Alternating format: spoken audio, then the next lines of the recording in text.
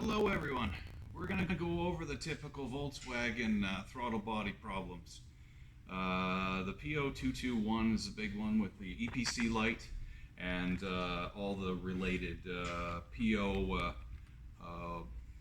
121, 122, 123, 124, all the other throttle body codes and all the problems they cause. Anyway, we're going to look at this one here. This is a 2012 Volkswagen Golf with 2.5 engine. Anyway, we're going to take a look at the scan tool and get into it a bit. Okay, we got all the gateways populated. Everything's loaded up. So we're going to go into engine, and I'm going to show what we're going to be looking at. Now, the throttle body's been changed on this car, so everything's good now. Everything's fine, 100%. So what we'd be looking at is advanced measurements. And we're going to be looking at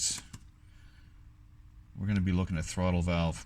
We want 1, we want 2, and we got both numbers right there. Now, what we're typically going to be looking at is in the teens, right around the 15 mark, 14 mark, whatever, for sensor 1. Oh.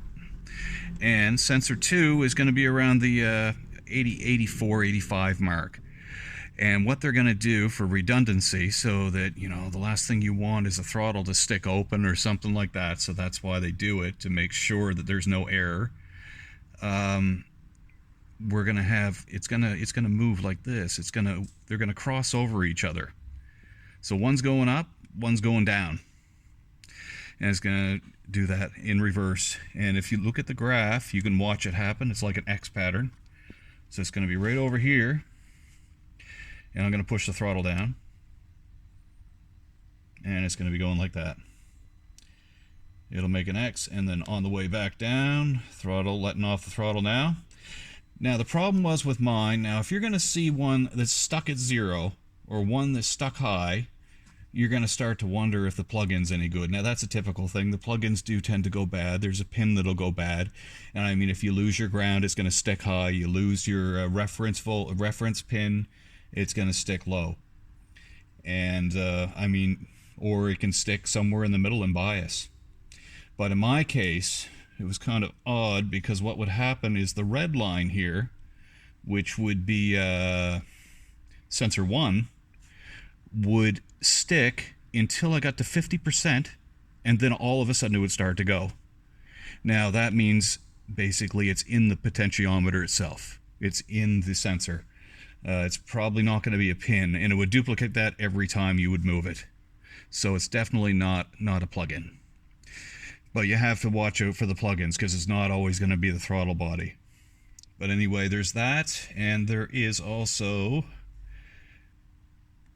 on the other side of the thing, there's the APP sensor.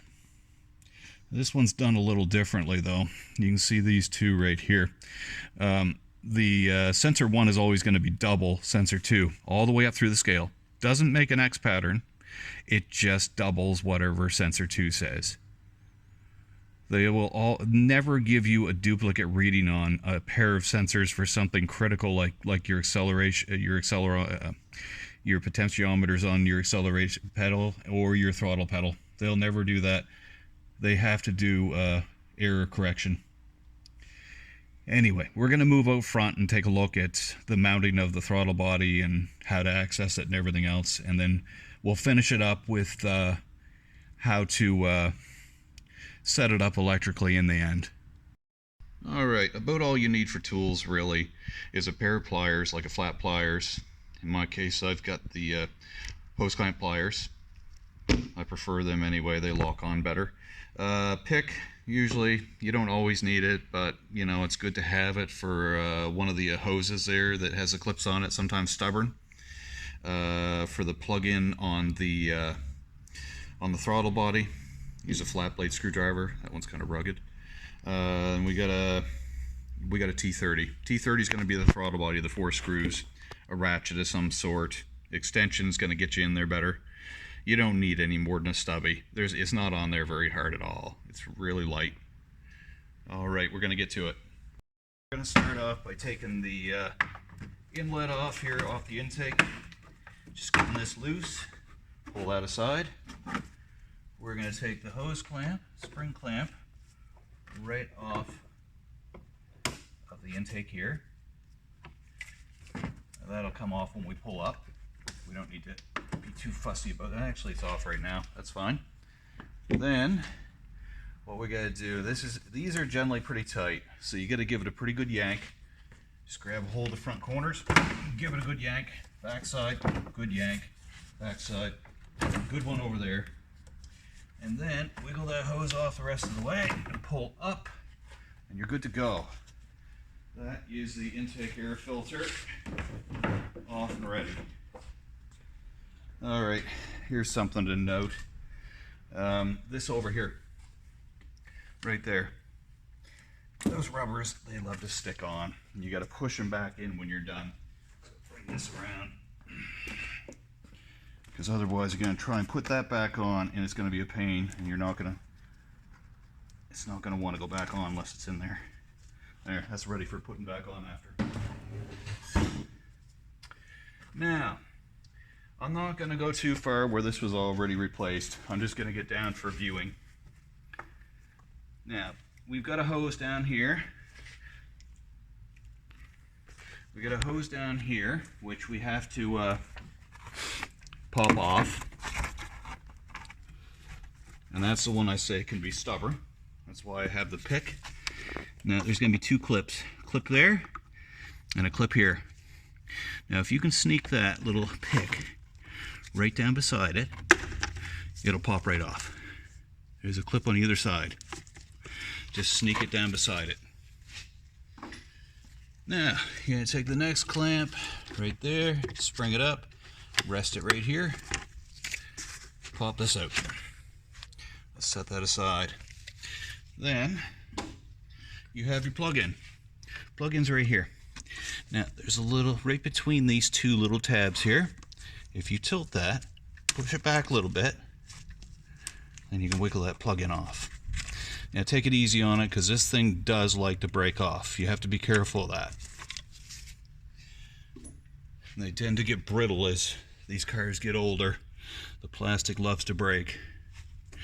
Alright, so all we have left is right here. We have 4 screws. This one, this one, this one, and the one down here. They're all T30. Now this right here, that one's going to be like this over here. It's going to be the metal clamp. Now really all you can do there is you basically got to cut that off. You can get the side cutters on there and you just work it until it pops right here. Get that off, and then I put a hose clamp in this case on it, and it will work perfectly fine. There's no real pressure on there. It's just a slight vacuum, and it'll work great. But once you take this off, there's going to be an O-ring underneath it, and you definitely want to replace the O-ring. Anytime you see any sort of O-ring or anything like that, you'll definitely want to replace any gaskets involved. You replace the O-ring in there, you just push it in. It's got a groove all the way around the plastic of the intake. Put it in there, get this on, and you're going to torque down your 4 bolts. Well, actually there's screws, and then start reassembly. And then we'll get into what we have to do to set up the new throttle body on the inside. Alright, now that everything's all set up, all the hoses are clamped on, all your plug-ins on, everything's good to go. Now we're going to go in and do the final setup, because if you don't do the setup, then you're going to find it's not going to idle right. It's probably going to stall, not going to work right at all until you set this new throttle body up, because it won't have a clue where to set that blade. The new blade's going to be off a little bit. So we're going to get in there. We're going to go into basic settings. Now it's in group 60 if you don't have the menu. I'm going to go with the menu. Menu, you're going to go throttle body alignment. And there it is. See, mine's already set up. It's all good. But what you're going to do is you're going to go up to the on-off. Now you're going to watch that ADP. And ADP is going to be in run for a little bit. And then boom, back to OK. So that's good. And then I'm going to go back, and what I'm going to do is I'm going to turn that key off for 10 seconds. I'm going to leave it off for 10 seconds just to make sure that everything's soaked into the computer. It's all good to go. And I'm going to fire it back up, give it enough time to come alive, boot up, and then you want to go, just give it a little bit of time to boot up. Okay, it's going to kick me out of that controller. I'm going to go back into the controller. Now, all we're going to be going in for is to check out and see if there's any codes. In my case, no, there's no codes right now. If there was codes left over, residual codes from what you were working on or anything else, you're going to get rid of those codes before you hand those keys back to the customer. You're going to get everything complete. Or if it's your car, whatever the case may be. And it's all good there. So now it's just a matter of starting it up, make sure the idle's good, make sure acceleration's good, and the car's happy. And it is good. So that's about it for that one. Anyway, thank you for watching. I plan to put a lot more material, so please click subscribe, click like. Thank you very much, and we'll see you again soon.